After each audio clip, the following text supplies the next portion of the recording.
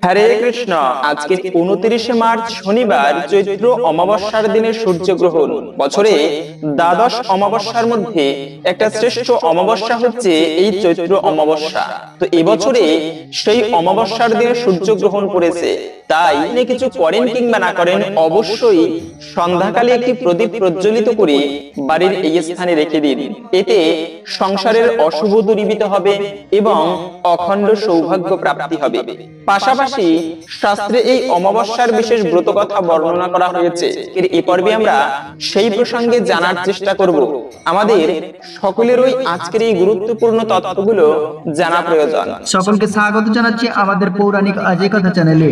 আমরা সবসময় চেষ্টা করি সনাতন ধর্মের ধর্মীয় তথ্যগুলোকে এবং 12 মাসে 13 পার্বণ ও নানা দেবদেবীর ব্রত কথা বিশেষ গুরুত্বপূর্ণ তথ্যগুলোকে আপনাদের সাথে উপস্থাপনা করতে, শেয়ার করতে। তাই আসুন আগামী কিছুক্ষণ সময় ধৈর্য ধরে আজকের এই চৈত্রী অমাবস্যার বিশেষ গুরুত্বপূর্ণ তথ্যগুলো জেনে নিই। আশা করছি সমৃদ্ধ লাভ করবেন। ভালো লেগে থাকলে অবশ্যই একটা লাইক করে কমেন্টে আপনার ইষ্ট দেবতার নামটি অথবা জয় শ্রীকৃষ্ণ ভগবানের জয় একবার হলেও লিখে যাবার অনুরোধ জানাচ্ছি।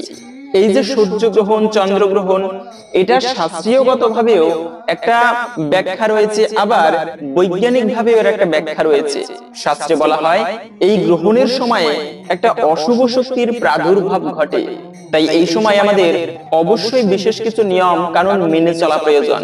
তার মধ্যে আবার এই যে সূর্যগ্রহণ হয়, এটি কেন হয়ে থাকে মনে রাখবে। সূর্যগ্রহণে 3টি গ্রহ, এক হচ্ছে সূর্যদেব, দ্বিতীয়ত হচ্ছে চন্দ্রদেব এবং তৃতীয় হচ্ছে এই পৃথিবী ধরিত্রী মাতা যখন একই সরল রেখায় অবস্থান করে।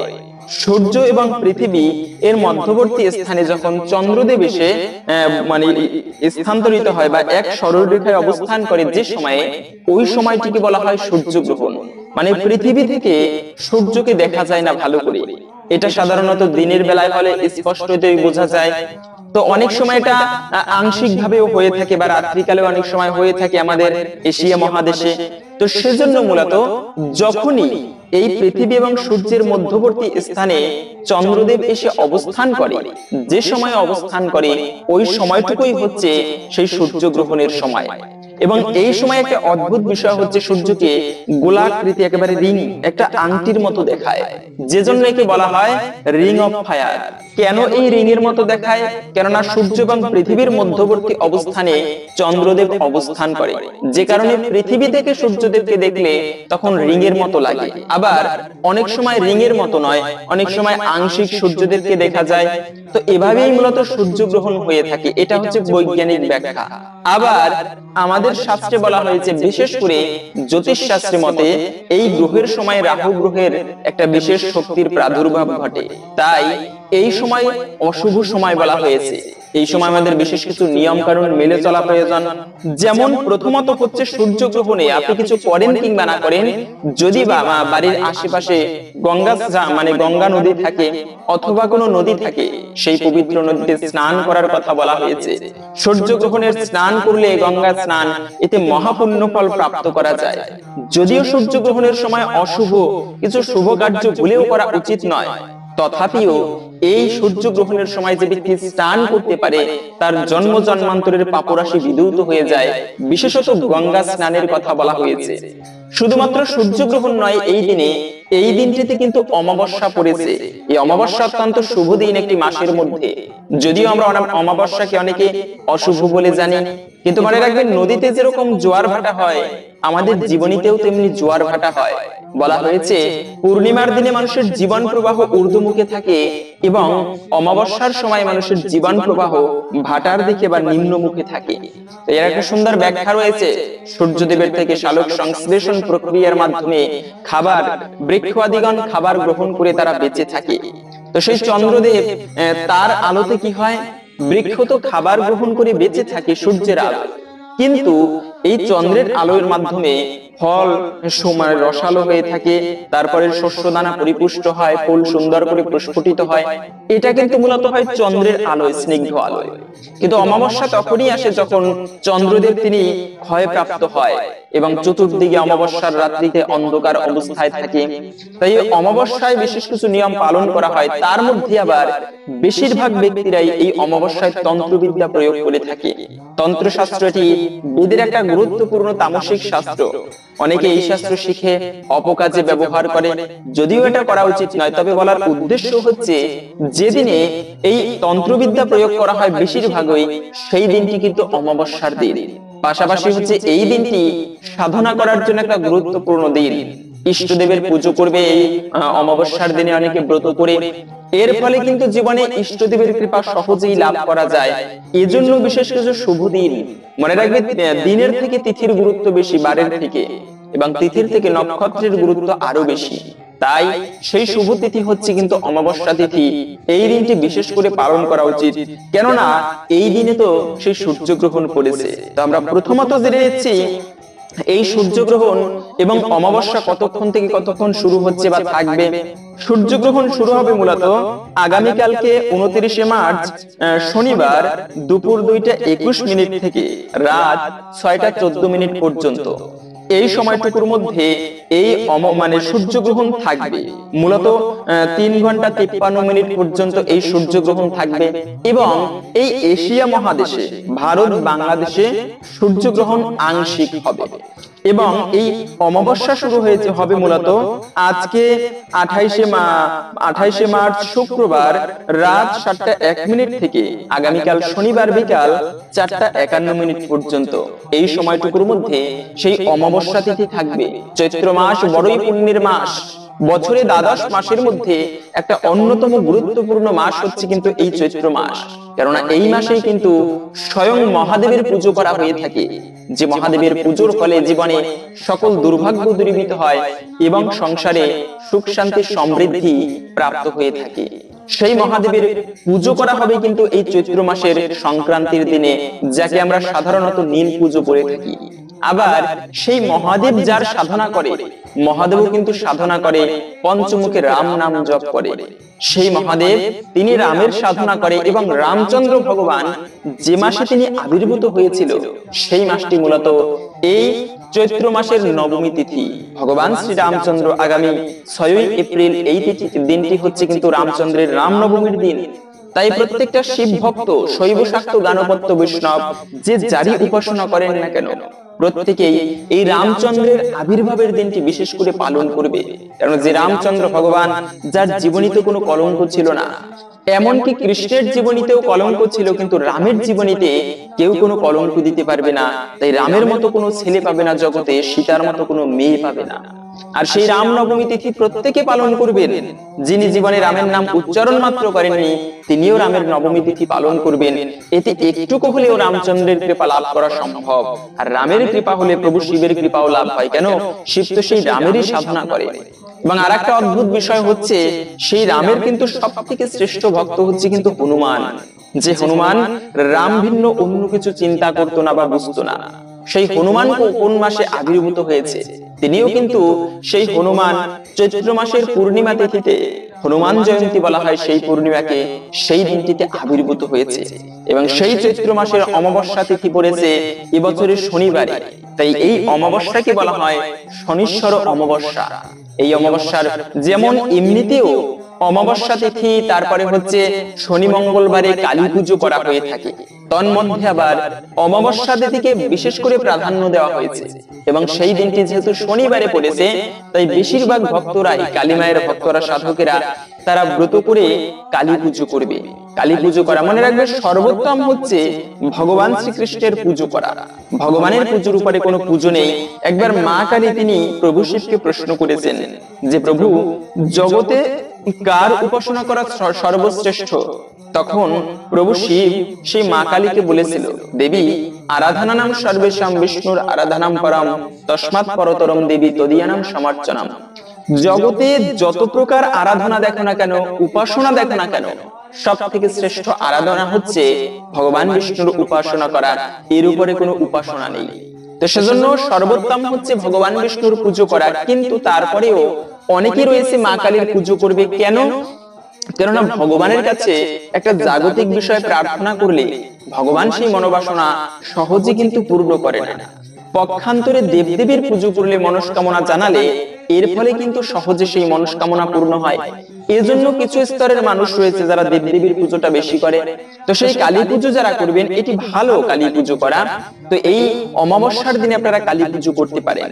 বিশেষ করে অমাবস্যা থাকাকালীন কালী পুজো করা সর্বোত্তম। যেমন আজকে শুক্রবার, আজকে বিকাল মানে রাত 7:01 থেকে শুরু হচ্ছে এই অমাবস্যা তিথি। সেজন্য আপনি আজকেই গভীর রাত্রে এই অমাবস্যায় পুজো করতে পারেন, বা আগামীকালকে শনিবার রয়েছে, আগামীকালকেও এই পুজো করতে পারেন গভীর রাত্রে। মা কালীর পুজো করা এটি, যে ব্যক্তি কালী মায়ের পুজো করে, কালী মায়ের ভক্ত হয়, তার জীবনে কোনো অশুভ থাকে না, সকল অশুভ কেটে যায়। পাশাপাশি হচ্ছে এই দিনটি অমাবস্যার দিন, তাই এই দিনে যারা কালী পুজো করবেন কিংবা না করবেন, আপনারা আদ্যা স্তোত্র পাঠ করতে পারেন। যে স্তোত্র জপ করার ফলে বলা আছে, নৌকায়াম সংকট যুদ্ধে পঠনাজ্জীয় বাপনুয়াদ, নৌকায় গিয়ে ভয়ানক বিপদে পড়লে, যুদ্ধে গিয়ে সেই ভয়ানক বিপদে পড়লে, ঝড়ের কবলে পড়লে যদি কোনো ব্যক্তি এই স্তোত্র পাঠ করে, তবে মা কালীর কৃপায় তার উদ্ধার লাভ হয়ে থাকে। সেই আদ্যা স্তোত্র আপনারা বিশেষ করে পাঠ করবেন। শুদ্ধ মনে স্নান করে, পবিত্র হয়ে, শুদ্ধ বস্ত্র পরিধান করে, উত্তরমুখী হয়ে, দিনের বেলা উত্তরমুখী হয়ে, রাত্রিকালে না, দিনের বেলা পূর্বমুখী হয়ে, রাত্রিকালে উত্তরমুখী হয়ে পূজা অর্চনা করতে হয়, মন্ত্র জপ করতে হয়। তো এভাবে করে আপনারা শুদ্ধ বসনে অন্ততপক্ষে 3 বার এই স্তোত্র জপ করবেন। বিশেষ করে এই অমাবস্যার দিনটি অবহেলায় কাটাবেন না। কিছু না কিছু ধর্ম কাজ প্রতিদিন আমাদের করা উচিত। তন্মধ্যে শুভ দিনগুলোতে অবশ্যই আমাদের কিছু ধর্ম কাজ করা উচিত। যেমন এই মন্ত্রটি কোথায় পাবেন? এটি একটি স্তোত্র, অনেকগুলো মন্ত্র নিয়ে একটা স্তোত্র হয়। এটি আপনারা ডাইরেক্টরি পঞ্জিকার শেষে পাবেন, অথবা আপনারা যদি গুগলে গিয়ে সার্চ করেন আদ্যা স্তোত্র, তাহলে প্রথমেই এসে পড়বে, সেখান থেকে দেখে দেখে এই মন্ত্র পাঠ করতে পারেন। এবং এই অমাবস্যা যেহেতু শনিবারে পড়েছে, তাই আপনারা শনির দোষ অনেকের জীবনীতে থাকে। শনিশ্বর অমাবস্যা মনে রাখবে, শনি দেবতা হচ্ছে কর্মফল দাতা। তুমি ভালো কর্ম করো, খারাপ কর্ম করো, এই যে ফল প্রদান করে থাকে, তিনি হচ্ছেন কিন্তু প্রতাপশালী শনিদেব। সেই শনি দেবতা তিনি ওই যে বলে না, পাপকে ছাড়ে না বাপকেও, এই কথাটা কিন্তু শনি দেবতার থেকে এসেছে, যিনি নিজের পিতাকে পর্যন্ত ছাড় দেয়নি। যে প্রতাপশালী সূর্যদেব, তার 2টি পুত্র, এক হচ্ছে যমরাজ, দ্বিতীয়ত হচ্ছে শনি দেবতা। সেই শনিদেব নিজের পিতাকে পর্যন্ত ছাড় দেয়নি। তাই প্রত্যেকটা ব্যক্তির ভালো কর্ম করা উচিত জীবনীতে। তো যাই হোক, মূলত সেই শনিদেবের দশা যদি কারো জীবনীতে থাকে, তবে কিন্তু 12 বছর পর্যন্ত তার জীবনে ভালো কিছু হয় না, একটা অশুভ লেগেই থাকে। আর এই শনির দোষ কাটানো এত সহজ নয়। তথাপিও বলা হয়েছে, শনির দোষ যদি কেউ কাটাতে চায়, সেক্ষেত্রে হচ্ছে শনিবারে দান করতে পারে। আমরা সাধারণত একটা ধর্মানুষ্ঠানে দান করতে চাই না, বাড়িতে অতিথি আসলে দান করতে চাই না, কিন্তু মনে রাখবে, দানের মাধ্যমে দারিদ্রতা দূরীভূত হয়। দান করা উচিত। একটা বৃদ্ধ বুড়িমা ছিল, উনি অনেক পুণ্যবান ব্যক্তি ছিল। ওই বুড়িমা, এটি শাস্ত্রে পদ্ম পুরাণে পাওয়া যায়। সেই বুড়িমা অনেক ব্রত আদি করেছে, অনেক ভালো ভালো কাজ করেছে, যে কারণে তিনি মৃত্যুর পরে স্বর্গে গমন করেছেন। কিন্তু একটা অদ্ভুত বিষয়, জীবনে কখনো কাউকে অন্ন দান করেনি। তো এই যে অন্ন দান করেনি, যে কারণে তাকে স্বর্গে দেওয়া হলো, একটা সুন্দর মনোরম একটা গৃহ, কিন্তু সেখানে কোনো খাবারের ব্যবস্থা করা হলো না। কেননা তখন বুড়িমাকে বলেছিল ভগবান শ্রী বিষ্ণু যে তুমি কাউকে দান করনি কোনো কিছু, যে কারণে তোমার আজকে এই দুর্দশা। তাই দান করা উচিত। মনে রাখবে, দানের মাধ্যমে ধন কখনো কমে না, বরঞ্চ আরো বৃদ্ধি পায়। একটা ফলও, সে ব্যক্তি একটা ফল জন্ম নিয়ে সে মানুষের তৃপ্ততা নিবারণ করে, পশুদের সেবায় লাগে, মানুষের সেবায় লাগে। আর আমি মনুষ্যের জীবন ধারণ করে যদি অপরের সেবা করতে না পারি, দান করতে না পারি, তবে ওই মনুষ্য জীবনের সার্থকতা কোথায়? তাই দান করা উচিত। বিশেষ করে শনির দশা যদি জীবনীতে থাকে, সেক্ষেত্রে সেই শনির দশা কাটানোর জন্য বলা হয়েছে শনিবারে দান করা অত্যন্ত শুভ। এবং এই শনিদেবের রং হচ্ছে কিন্তু প্রিয় রং কালো। তামসিক রং কালো যদিও অনেকে মনে করে থাকেন, তথাপিও শনিদেবের প্রিয় রং কালো। সেজন্য বলা হয়েছে এই শনিবারে কালো পোশাক, কালো চপ্পল, কালো ছাতা, তারপরে তিলদান করা, এগুলো অত্যন্ত শুভ এবং মাঙ্গলিক বলা হয়েছে। এবং বাড়িতে কি শনি পুজো করা যাবে? যেহেতু এই অমাবস্যা শনিবারে পড়েছে, অনেকে শনি পুজো করবেন। সেক্ষেত্রে মনে রাখবে, বাড়িতে কিন্তু শাস্ত্রীয় নিয়ম অনুসারে শনি পুজো করা উচিত নয়। বাড়ির বাহিরে শনি পুজো করতে হয় এবং নিয়ম রয়েছে সেই শনি দেবতার প্রসাদ গ্রহণ করে হাত পা ধুয়ে তারপরে ঘরে প্রবেশ করতে হয়। এমনকি ভুল করেও শনির প্রসাদ বাসি করতে নেই। শনি দেবতার প্রসাদ আপনারা সর্বোত্তম হচ্ছে শনি দেবতার পুজো করতে গেলে শনি মন্দিরে গিয়ে সেই পুজো করা, এটি সর্বোত্তম। তা না হলে শনি মন্দিরে আপনি ব্রাহ্মণদেরকে কিছু দক্ষিণা দিতে পারেন তার প্রসন্নতার জন্য। এভাবে করেও শনিদেবের দোষ কাটানো যায়। এবং আরেকটা সর্বোত্তম উপায় হচ্ছে, মানে রাখবে, শনি দেবতার দোষ কাটানোর জন্য সব থেকে ভালো উপায় হচ্ছে, এই শনির দশা থাকলে কি হয়, জীবনে কিন্তু সহজে ভালো কিছু হয় না। হাতের এই স্থানটা হচ্ছে শনির ক্ষেত্র।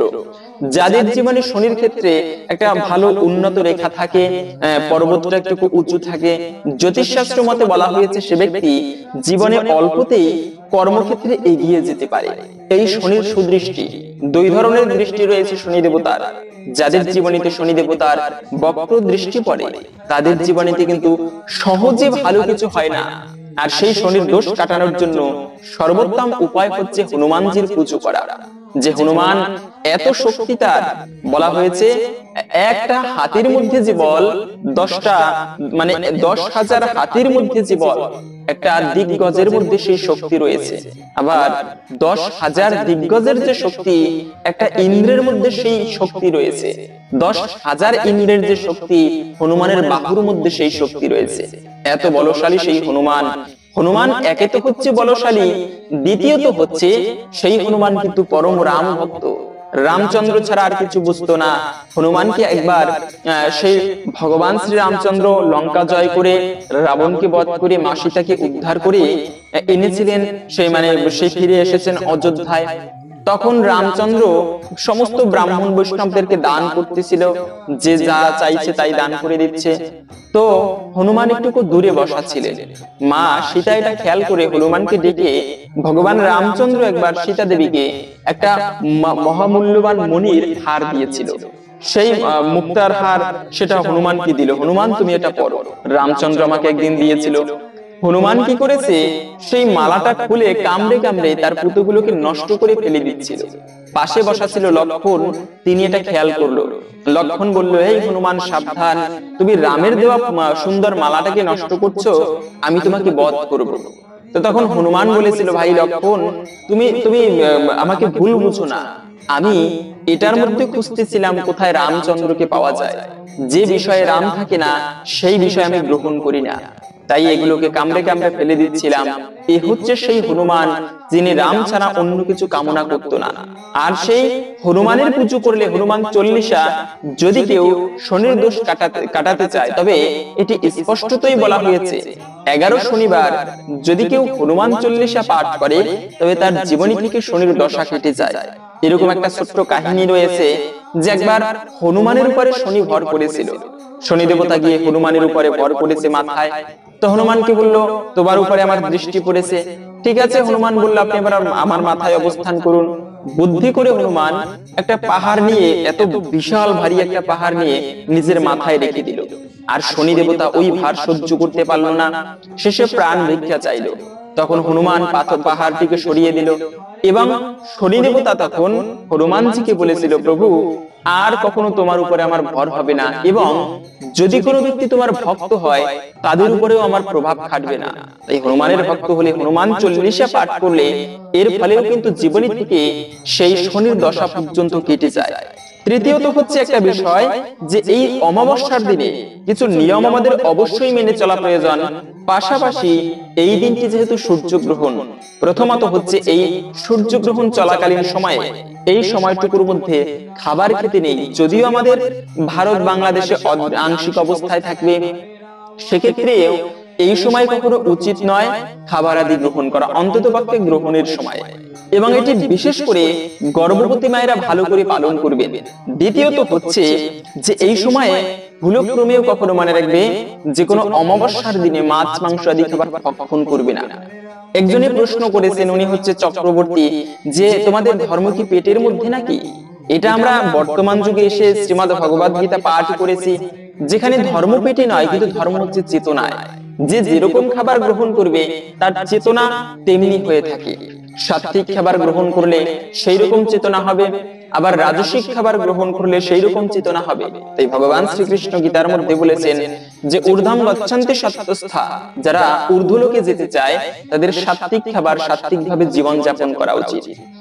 শুধু তাই নয়, এও বলা হয়েছে গীতার মধ্যে যে ব্যক্তি সাত্বিক খাবার, অতিরিক্ত ঝাল নয়, অতিরিক্ত টক নয়, মশলাদার নয়, এই সমস্ত খাবার, সাত্বিক খাবার গ্রহণ করলে শরীর সুস্থ থাকে, নিরোগ থাকে, দীর্ঘায়ু লাভ করা যায়।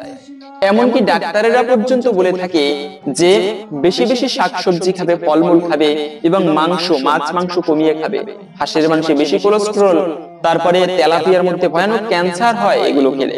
তাই ক্যান্সার তাদেরই বেশি হয় দেখবেন যারা রাজসিক খাবার, বেশি মশলাদার খাবার খেয়ে থাকে। শুধু তাই নয়, অতিরিক্ত তেলে ভাজি খাবারও খাওয়া উচিত নয়। খাবার হচ্ছে আমাদের শরীর সুস্থ রাখার জন্য, কিন্তু আমরা যে খাবার গ্রহণ করি এতে শরীর আরো অসুস্থ করে। বর্তমানে বেশি বেশি আমরা ভাজি পছন্দ করি, তেলে ভাজি খাবার, কিন্তু এই তেলে ভাজি খাবার স্বাস্থ্যের জন্য বেশি ক্ষতিকর। যদি অনেক সময় রুচি ভালো লাগে খেয়ে থাকি, কিন্তু পরিমাণ মতো। অন্ততপক্ষে এই অমাবস্যার দিনে এটি স্পষ্টই বলা আছে যে ব্যক্তি পূর্ণিমা অমাবস্যায় মাছ মাংস ভক্ষণ করে সে ব্যক্তিকে মহাপাপের ভাগী হতে হয়। অনেকে আবার প্রশ্ন করেন যে এই অমাবস্যাতে কি ব্রত করতেই হবে? কেননা অনেকে ব্রত করবে আজকের এই অমাবস্যার দিনে, মানে আগামীকালকে অমাবস্যার দিনে ব্রত করে ইষ্টদেবীর পুজো করবে। সেক্ষেত্রে কথা হচ্ছে অমাবস্যায় ব্রত করতেই হবে কিনা, বাধ্যতামূলক কিনা? না, অমাবস্যায় ব্রত করা বাধ্যতামূলক নয়। আপনি এমনি অন্যান্য যে বৈষ্ণবীয় তিথি রয়েছে, যেমন একাদশী ব্রত, তারপরে বিভিন্ন রামনবমী, তারপরে যে কয়েকদিন আগে গেল সেই চৈতন্য মহাপ্রভুর আবির্ভাব তিথি, এই সমস্ত দিনগুলো আপনি অবশ্যই পালন করবেন, বিশেষ করে একাদশী ব্রত। কিন্তু পূর্ণিমা অমাবস্যায় ব্রত করতেই হবে এরকমটা কোনো শাস্ত্রে বলা হয়নি। সেক্ষেত্রে আপনি ব্রত করতে পারেন, ব্রত করে সাধারণ দিনে ফলমূলাদি গ্রহণ করতে পারেন, তা না হলে কৃষ্ণ প্রসাদ গ্রহণ করতে পারেন। আর এই প্রসাদের থেকে আর কি আছে? প্রসাদে সর্বদুঃখানাম হানিরস্য প্রজায়তে, প্রসাদের মাধ্যমে সমস্ত দুঃখ দূরীভূত হয় এবং সৌভাগ্যের উদয় হয়। তাই প্রসাদ গ্রহণ করা উচিত। যদি আপনি এই দিনে ফলমূলাদি গ্রহণ করেন এটি সর্বোত্তম, তা না হলে আপনি ভগবানের প্রসাদ আদি গ্রহণ করে তারপরেও এই সূর্য গ্রহণের দিনটি, এই অমাবস্যার দিন, শনিশ্বর অমাবস্যার দিনটি পালন করতে পারেন। এবং যারা ব্রত করবেন, কিভাবে ব্রত করবেন? যে কোনো ব্রত পালনের ক্ষেত্রে মনে রাখবে আগের দিনে সংযম পালন করতে হয়, নিরামিষ খাবার খেতে হয়, কখনো অপসঙ্গ করা উচিত নয়, আজে বাজে কোনো কথা বলা উচিত নয়, খারাপ সঙ্গ করতে নেই। এভাবে করে আগের দিনটি অতিবাহিত করতে হয়। এবং আগের দিনে রাত্র 11টার মধ্যে স্নান করে, মানে স্নান নয় তো খাবার খেয়ে, যেদিনে ব্রত করবেন সেই দিন খুবই ভোরে ভোরে শয্যা ত্যাগ করে স্নান আদি করে ঠাকুর পুজো করতে হয়। উপবাসের মূল উদ্দেশ্যই হচ্ছে ইষ্টদেবের বা ইষ্টদেবীর পুজো করা। তো এভাবে করে আপনারা ওই দিনটি কাটাবেন যেদিনে ব্রত করবেন। এবং অনেকে যেহেতু এই অমাবস্যার দিনে সেই পুজো করবে, এই পুজোর মধ্যে আমরা কালী পুজো করবে, সেই কালী পুজো আমরা একটা বিশেষ ভুল করে থাকি, তা হচ্ছে একটা প্রাণীকে আমরা বলি দিয়ে দেই। মনে রাখবে কোনো প্রাণী হত্যা এটি উচিত নয় প্রকৃতই শুদ্ধ সাত্ত্বিক বিধান অনুসারে। বলিদান কাকে বলা হয়েছে? নিজের মনের মধ্যে এই পাঠা রয়েছে, কামনা বাসনাকে বলি দিয়ে দাও। 6টি রিপু রয়েছে, ষড়রিপুকে দমন করো, অশুভ বিষয়গুলোকে মা কালীর চরণে বলি দিয়ে দাও। প্রত্যেকটা জীব যদি মায়ের সন্তান হয়, সেই মায়ের সামনে তিনি কি করে অন্য সন্তানের বলিদান সহ্য করতে পারেন? প্রকৃতই কখনো এটি করা উচিত নয়। শুদ্ধ সাত্ত্বিক বিধান এমনটা নয় বলিদানের। তাই এই অমাবস্যার দিনে কখনো বলি দেওয়া উচিত নয়। এমনটা একটা প্রমাণ রয়েছে। একবার ভরত মহারাজকে বলি দিতে চেয়েছিল কিছু ডাকাতের দল। যে ভরত মহারাজ, যার নামে ভারতবর্ষ প্রচলিত, সেই ভরত মহারাজকে বলি দিতে চেয়েছিল। ভরতের কাছে গিয়ে বলল, তুমি কি ভরত? মানে দেখলো সে রাম নাম জপ করে, গিয়ে বলল, আচ্ছা তুমি কি রামকে পেতে চাও? ভরত মহারাজ সরল ব্যক্তি, হ্যাঁ অবশ্যই আমি রামকে পেতে চাই। বলে, দেখো অদূরে রামচন্দ্র ভগবান বসা রয়েছে, তিনি পাঠিয়েছে তোমাকে নিয়ে যাবার জন্য।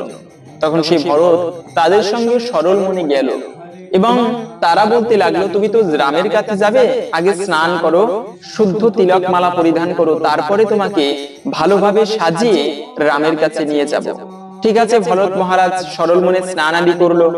যখনই তাকে তার গলদেশে জবা ফুলের মালা দেওয়া হলো এবং কপালে লাল সিঁদুরের তিলক কেটে দেওয়া হলো, সামনে ভৈরবী মায়ের মূর্তি দেখে বুঝতে পারলো যে আজকে আমাকে রামের কাছে নয়, মায়ের কাছে নিয়ে আসা হয়েছে নরবলি দেবার জন্য। কিন্তু এই ভরত মহারাজ, তার মনে বিন্দু মাত্র কষ্ট নেই। কেন? জীবনীতে তো কারো সেবায় লাগতে পারলাম না, আজকে আমি মা কালীর সেবায় লাগবো, এটি আমার চরম সৌভাগ্যের বিষয়।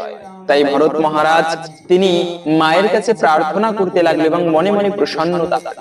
যখনই ডাকাত সর্দার মায়ের খড়গ দিয়ে সেই ভরত মহারাজকে বলি দিতে যাবে, ভিতর থেকে মন্দির থেকে বিকট শব্দে মা কালী স্বয়ং ভৈরবী দেবী মূর্তি ভেদ করে চন্দ্রমুণ্ডবদে দেবী রক্ত বীজ বিনাশিনী নিশুম্ভ শুম্ভ মথিনী মধু কৈটব ঘাতিনী প্রত্যেকটা অসুরের সেই ডাকাতের মস্তক ছেদন করলো, ভরত মহারাজকে রক্ষা করেছিল এবং ভরতের কাছে ক্ষমা প্রার্থনা করেছিল।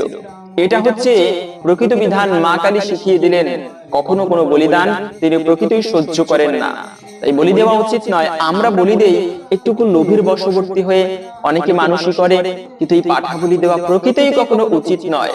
তারপরেও আর একটা বিষয় হচ্ছে যে আমরা এই অমাবস্যার দিনে ঠাকুর পুজো করতে গিয়ে তুলসী দান করি, কিন্তু মনে রাখবে এমনিতেও সূর্যগ্রহণ, দ্বিতীয়ত হচ্ছে অমাবস্যা, তাই এই সময় কখনো ভুলক্রমেও তুলসী পত্র চয়ন করবে না। তুলসী পত্র দিয়ে ঠাকুরের পুজো করলেতে সর্বপাপ হইতে মুক্ত হয় এবং ভগবান অত্যন্ত প্রসন্ন হয়।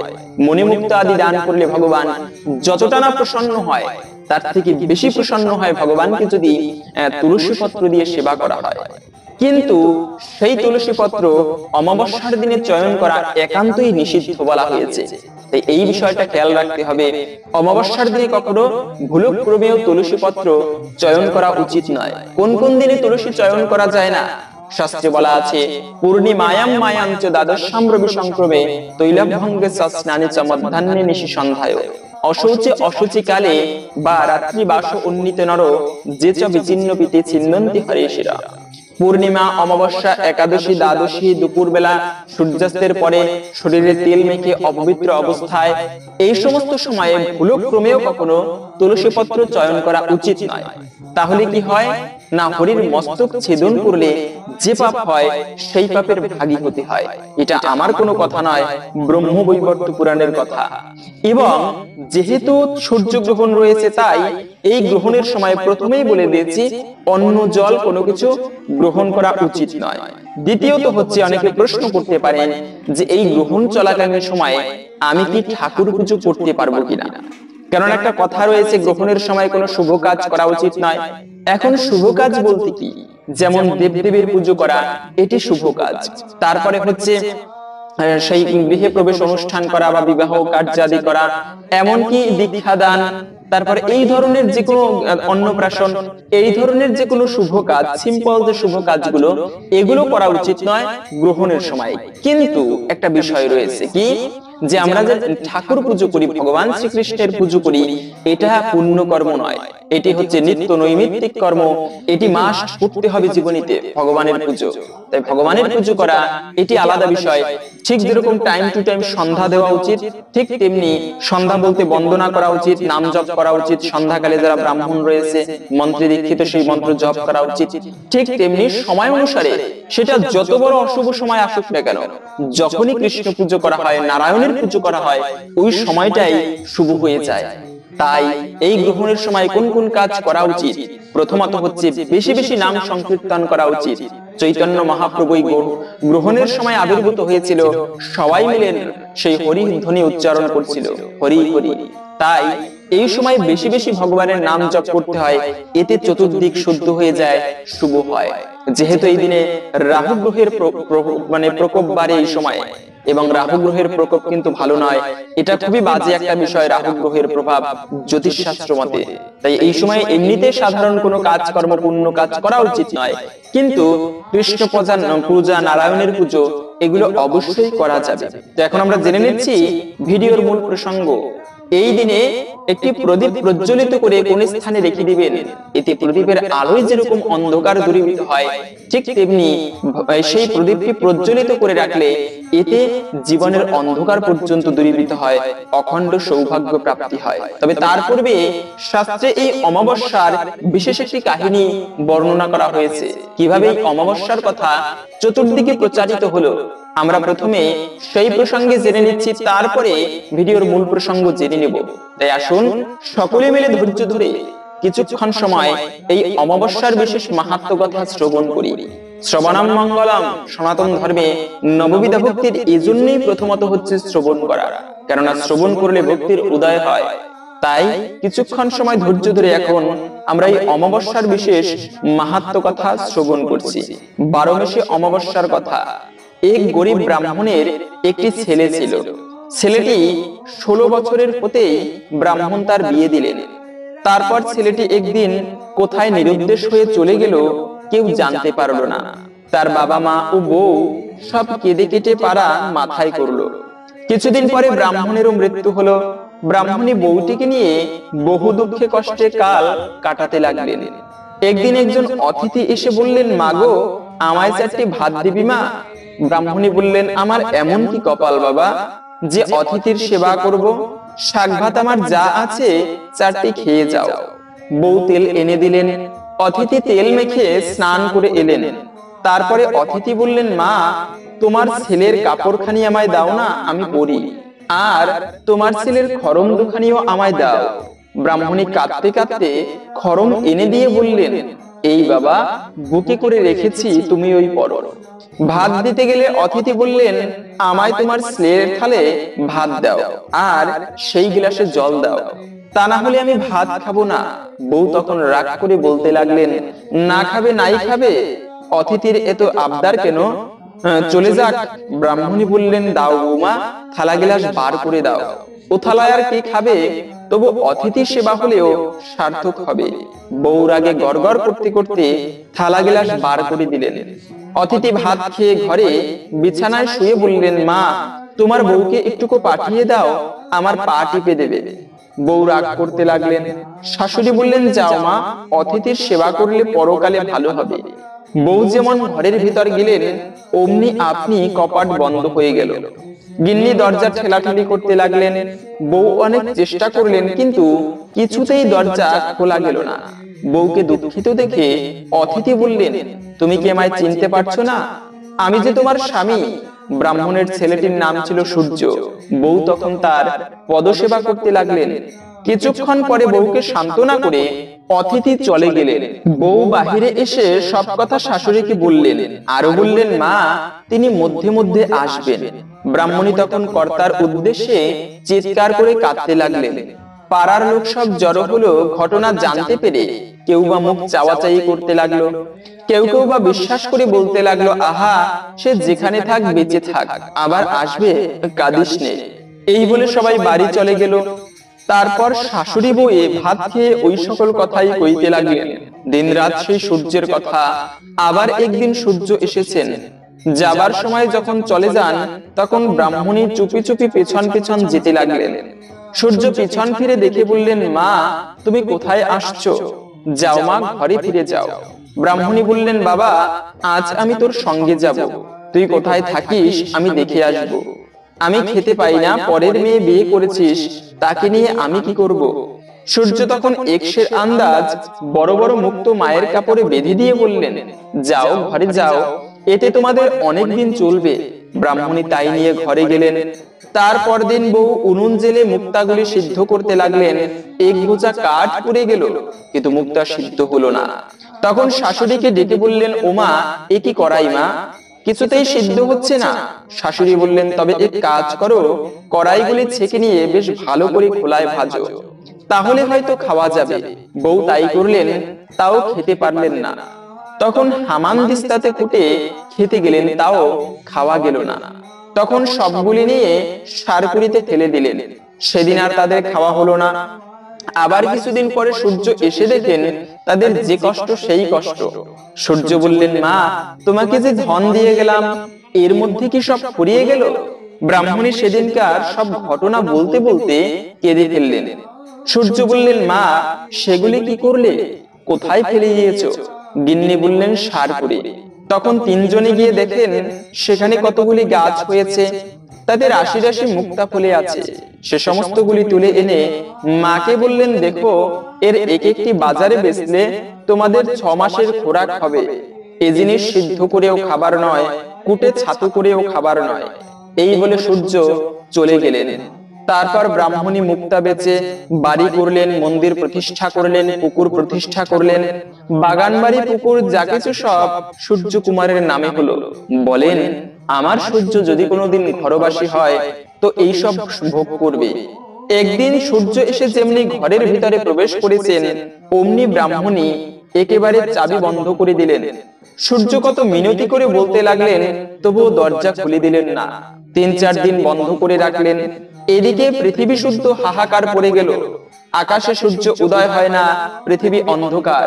ব্রাহ্মণী বললেন, আকাশে মেঘ নাই, রোদ নাই, এ কি হলো? সূর্য বললেন, মা, আমাকে ছেড়ে দাও, এক্ষুনি রোদ হবে। ব্রাহ্মণী বললেন, না বাবা, আমার রোদ্রে কাজ নেই। তুমি আমার ঘরে থাকো, চিরকালটা কি এমনি করে বেরাবে বাবা? আমার এসব কে ভোগ করবে? তোমায় আর কোথাও যেতে দেব না। বলতে বলতে এমন সময়ে সেখানে ব্রহ্মা বিষ্ণু মহেশ্বর এসে উপস্থিত। ব্রাহ্মণী থতমত খেয়ে বললেন, তোমরা কে বাপু? কোথা থেকে এসেছো? তারা বললেন, আমাদের তুমি চিনতে পারবে না, তোমার ছেলেকে ডেকে দাও। ব্রাহ্মণী বললেন, তার ডেকে দিচ্ছি, কিন্তু তোমাদের সঙ্গে যেতে দেব না। বোধ হচ্ছে তোমরাই আমার ছেলেটির পরকাল খেয়েছো। দরজা খুলে দিতেই সূর্য বললেন, মা, আমাকে ছেড়ে দাও। ওই দেখো, স্বয়ং ব্রহ্মা বিষ্ণু মহেশ্বর আমাকে নিতে এসেছেন। আমি অভিশাপে তোমার ঘরে জন্মগ্রহণ করেছিলাম। আমি আবদ্ধ থাকলে পৃথিবী রসাতলে যাবে। ব্রাহ্মণী ব্রহ্মা বিষ্ণু মহেশ্বরকে প্রণাম করে বললেন, আমার এসব কি ভোগ করবে? দেবতারা বললেন, তোমার ছেলের ঐশ্বর্য কি তোমরা দেখতে চাও? তবে চলো। সূর্যকে বললেন, তোমার মাকে আর তোমার স্ত্রীকে নিয়ে চলো। তোমার এভাবে মর্তে আবদ্ধ থাকলে চলবে না। সূর্য তাতে সম্মত হলেন। স্বর্গ থেকে পুষ্পরথ এলো, চুয়া চন্দনের ছড়া পড়তে লাগলো। ধন দৌলত যা কিছু ছিল সব ব্রাহ্মণদেরকে দান করে দেবগণের সঙ্গে ব্রাহ্মণী সূর্যের হাত ধরে অমাবস্যার দিন বউকে নিয়ে স্বর্গে চলে গেলেন। তাই দেখে পারাশুদ্ধ লোক ধন্যি ধন্যি করতে লাগলো। তারাও অমাবস্যার দিনে সূর্যদেবের পুজো করে উপবাস করতে লাগলো। ক্রমে ক্রমে চতুর্দিকে এই অমাবস্যার কথা প্রচার হলো। সেই থেকে পৃথিবীবাসীর লোক 12 মাসে অমাবস্যার ব্রত করতে লাগলো। এই ছিল অমাবস্যার সুন্দর একটি ব্রত কথা। তাই এই অমাবস্যার দিনেও সূর্য পুজো করা এটি সর্বোত্তম বলা হয়েছে। সূর্য পুজো করা, অমাবস্যায় পিতৃদেবের উদ্দেশ্যে পিণ্ড দান করা, এবং সেই সূর্যদেবেরই প্রকাশ হচ্ছে কিন্তু অগ্নি। সেই অগ্নির দ্বারা একটি প্রদীপ প্রজ্বলিত করে, সর্বোত্তম হচ্ছে ঘিয়ের প্রদীপ। মনে রাখবে, ভগবানের বেশি করে তার পুজো করতে হবে এমনটাও নয় তাই কৃপা লাভের জন্য। ভগবানের মন্দিরে কোথায় রাখবে সেই প্রদীপটি প্রজ্বলিত করে? সেটি হচ্ছে ভগবানের উদ্দেশ্যে নিবেদন করতে হয়। মন্দিরের পাশেই রেখে দিবেন সেই প্রদীপ, এবং ঘিয়ের প্রদীপ মনে রাখবে প্রজ্বলিত করে। তারপরে প্রথমে ভগবানের চরণে 4 বার ঘোরাতে হয়, ঘড়ির কাঁটার মতো দেখাতে হয়। নাভিতে 2 বার, মুখমণ্ডলে 3 বার, এভাবে করে আবার সর্বাঙ্গে 7 বার ঘোরাতে হয়। এ হচ্ছে প্রদীপ নিবেদনের নিয়ম। এবং এভাবে করে প্রতি সন্ধ্যাকালে একটি করে প্রদীপ ঠাকুরের উদ্দেশ্যে প্রজ্বলিত করলে এর মাধ্যমেও ভগবানের বিশেষ কৃপা লাভ হয়ে থাকে। তাই প্রদীপের আলোয় যেরকম অন্ধকার দূরীভূত হয়, ভগবানকে প্রদীপ নিবেদন করলে এর ফলে জীবনের সমস্ত অশুভ কেটে যায়। এই কার্যটি আপনারা এই অমাবস্যা এবং সূর্য গ্রহণের মহাযোগে করুন। একটুকু হলেও ভগবানের বিশেষ কৃপা লাভ করা সম্ভব। হরে কৃষ্ণ। আশা করছি আজকের এই গুরুত্বপূর্ণ তথ্যগুলো জেনে আপনি একটুকু হলেও সমৃদ্ধ হয়েছেন। ভালো লেগে থাকলে অবশ্যই একটা লাইক করে কমেন্টে আপনার ইষ্ট দেবতার নামটি অথবা জয় শ্রীকৃষ্ণ ভগবানের জয় একবার হলেও লিখে যাবেন। যাবার অনুরোধ জানাচ্ছি। ভগবান শ্রীকৃষ্ণের কৃপায় সকলের জীবনে মঙ্গল হোক এই কামনা করে আজকের ভিডিওটা এখানে সমাপ্ত করছি। হরে কৃষ্ণ।